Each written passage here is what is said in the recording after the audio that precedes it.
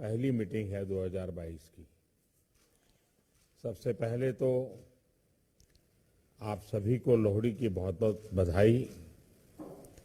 मकर संक्रांति, पोंगल, भोगली बिहू, उत्तरायण और पौष वर्ष की भी अग्रिम शुभकामनाएं। 100 साल की सबसे बड़ी महामारी से भारत की लड़ाई अब तीसरे वर्ष में प्रवेश कर चुकी है। परिश्रम हमारा एकमात्र पथ है और विजय एकमात्र विकल्प। हम 130 करोड़ भारत के लोग अपने प्रयासों से कोरोना से जीतकर अवश्य निकलेंगे। और आप सबसे जो बातें मैंने सुनी हैं उसमें भी वही विश्वास प्रकट हो रहा है। अभी ओमिक्रॉन के रूप में जो नई चुनौती आई है, जो केसों की संख्या बढ़ रही है, उसके बारे में हेल्थ सेक्रेटरी की तरफ से विस्तार से हमें जानकारी दी गई है। अमित शाह जी ने भी प्रारंभ में कुछ बातें हमारे सामने रखी है। आज अनेक मुख्यमंत्री समुदाय की तरफ से भी, और वो भी हिंदुस्तान के अलग अलग कोने के, काफी महत्वपूर्ण बातें हम सबके सामने आई है। साथियों, ओमिक्रॉन को लेकर पहले जो संशय की स्थिति थी वो अब धीरे धीरे साफ हो रही है। पहले जो वेरिएंट थे उनकी अपेक्षा में कई गुना अधिक तेजी से ओमिक्रॉन वेरिएंट सामान्य जन को संक्रमित कर रहा है।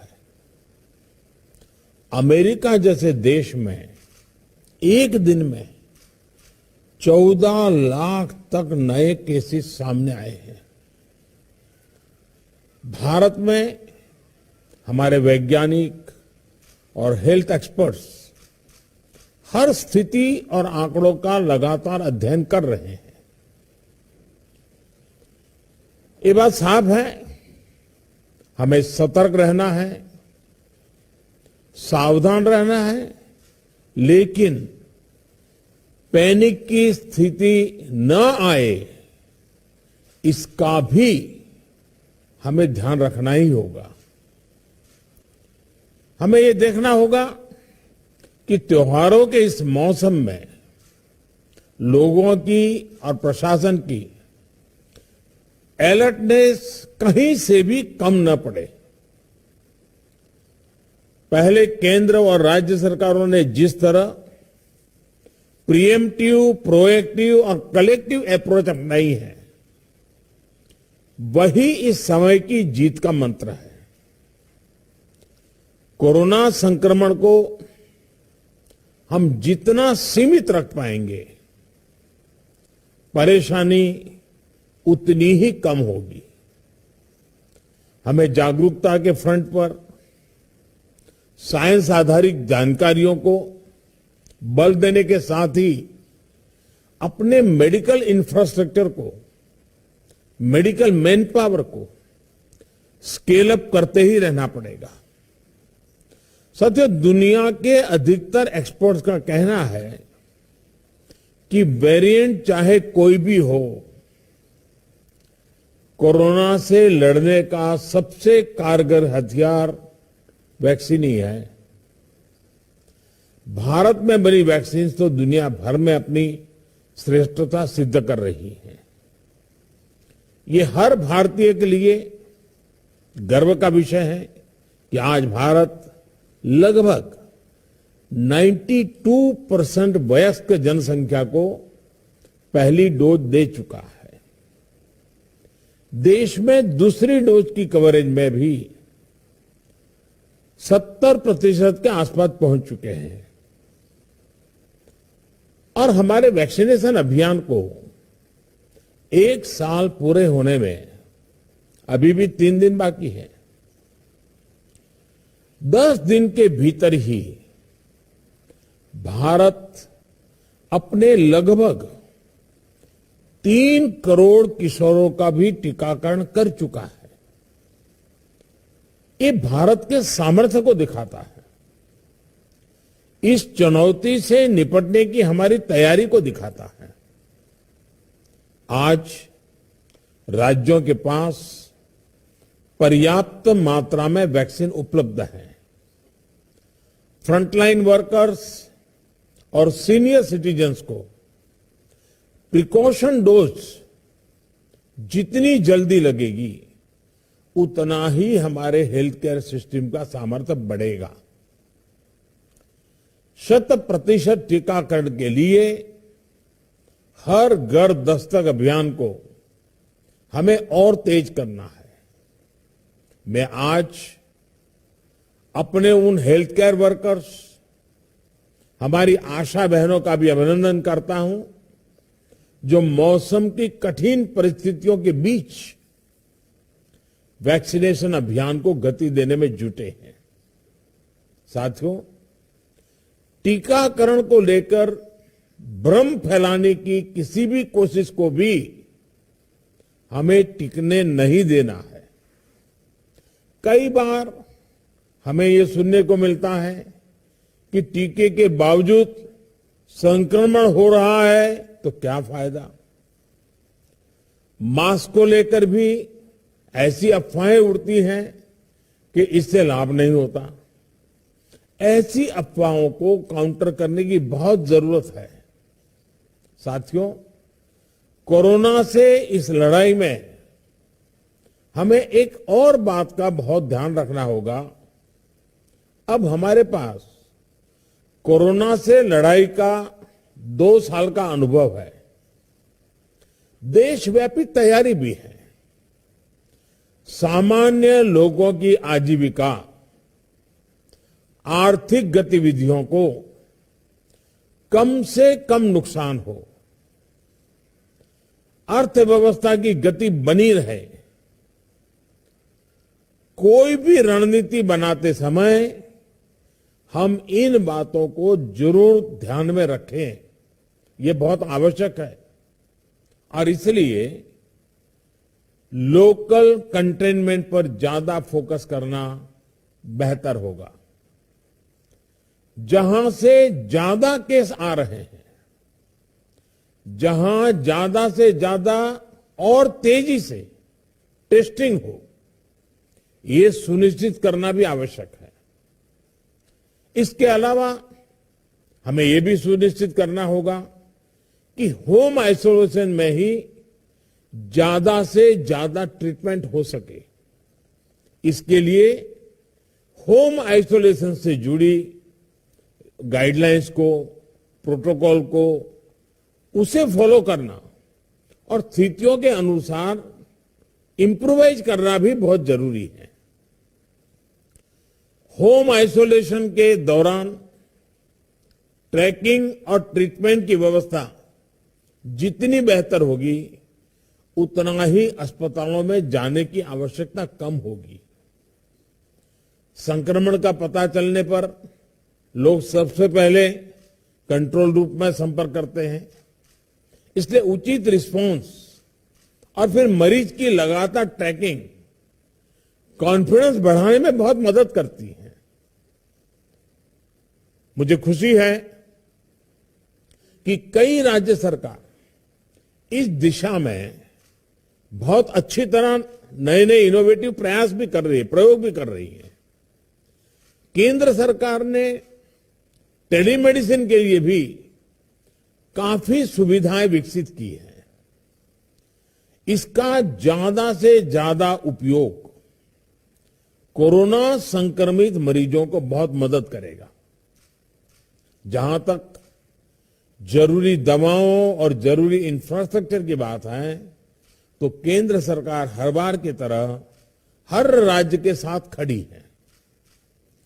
5-6 महीने पहले 23,000 करोड़ रुपए का जो विशेष पैकेज दिया गया था, उसका सदुपयोग करते हुए अनेक राज्यों ने हेल्थ इंफ्रा को सशक्त किया है।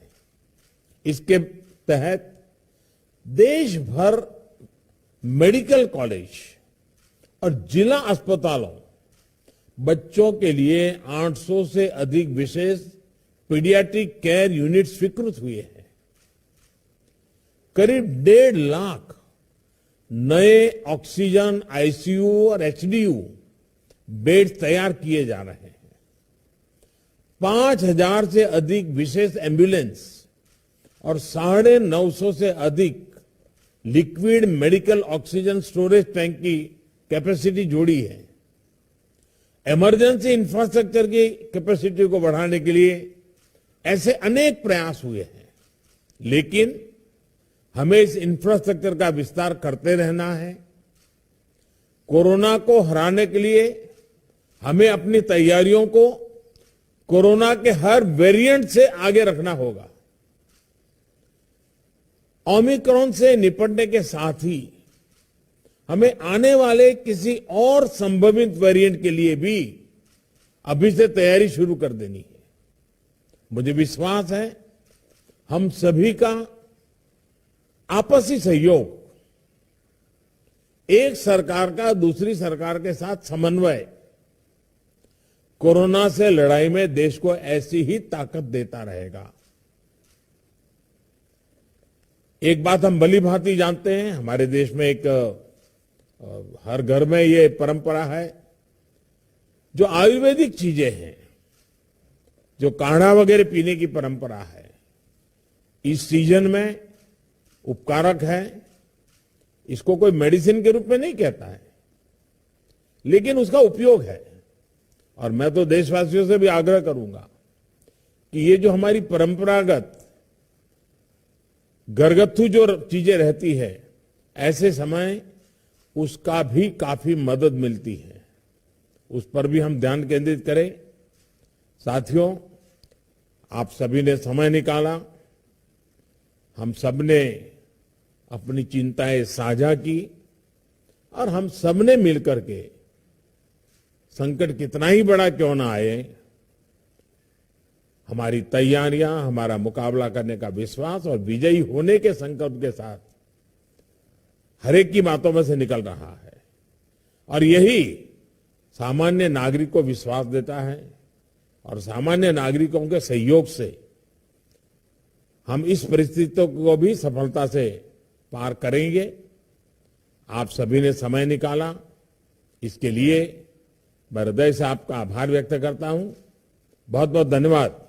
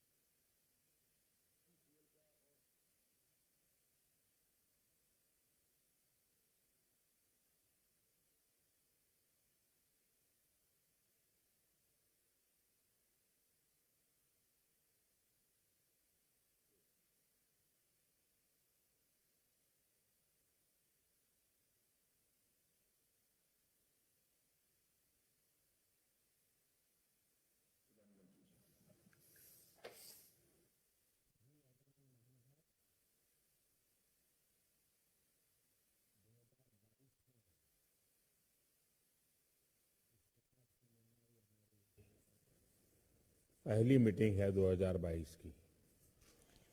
सबसे पहले तो आप सभी को लोहड़ी की बहुत बहुत बधाई। मकर संक्रांति, पोंगल, भोगली बिहू, उत्तरायण और पौष वर्ष की भी अग्रिम शुभकामनाएं।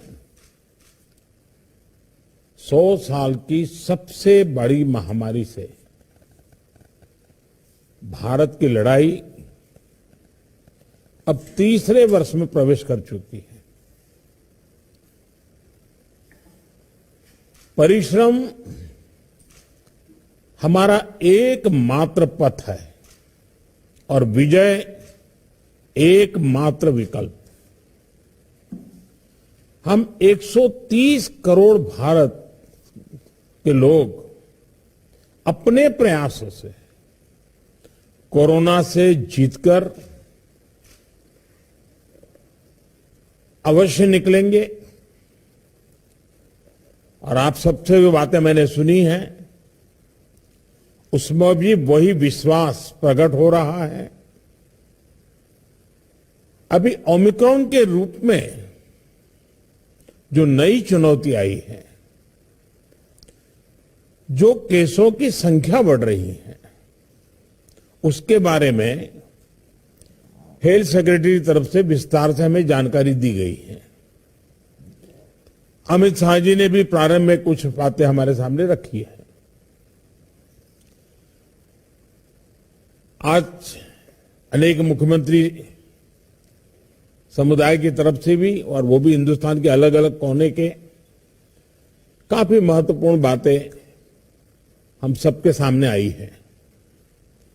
साथियों, ओमिक्रॉन को लेकर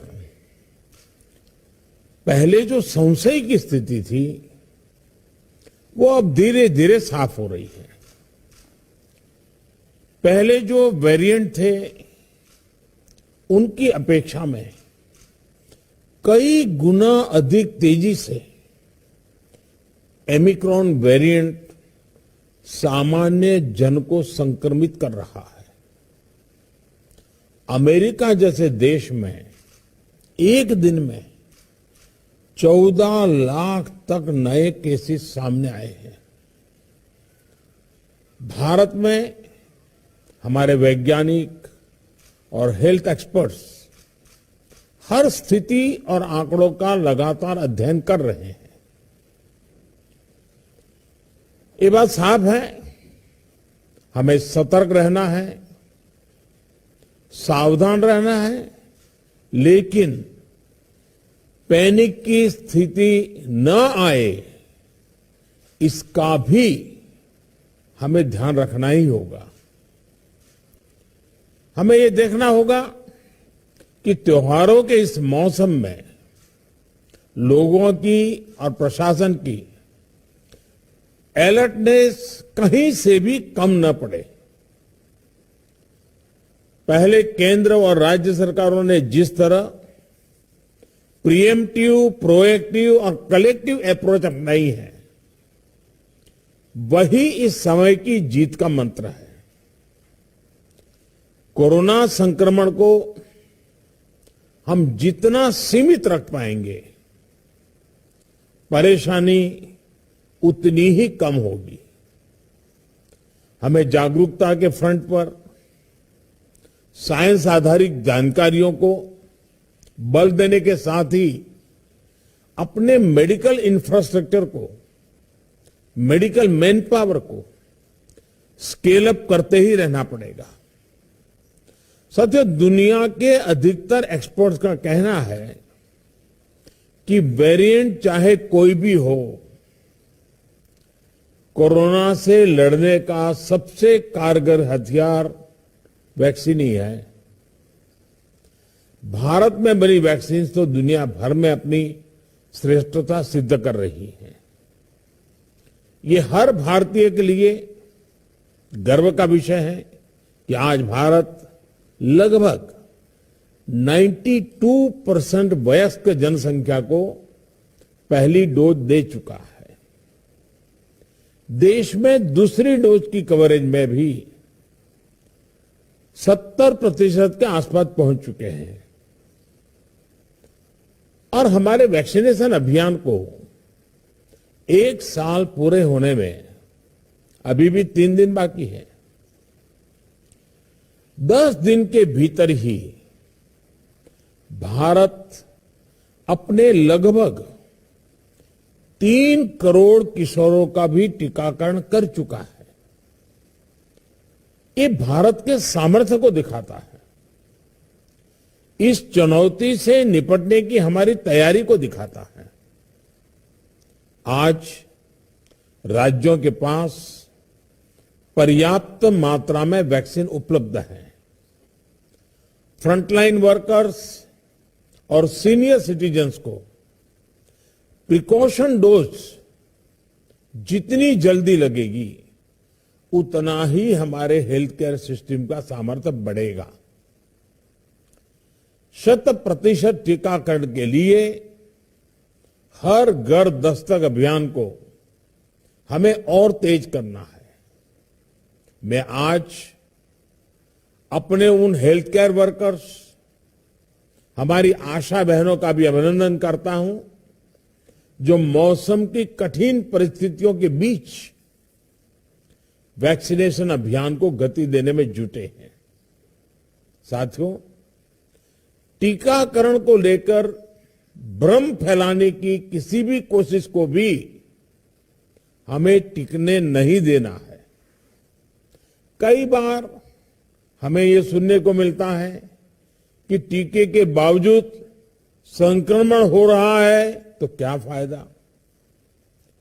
मास्क को लेकर भी ऐसी अफवाहें उड़ती हैं कि इससे लाभ नहीं होता।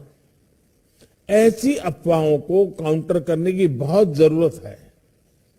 साथियों, कोरोना से इस लड़ाई में हमें एक और बात का बहुत ध्यान रखना होगा।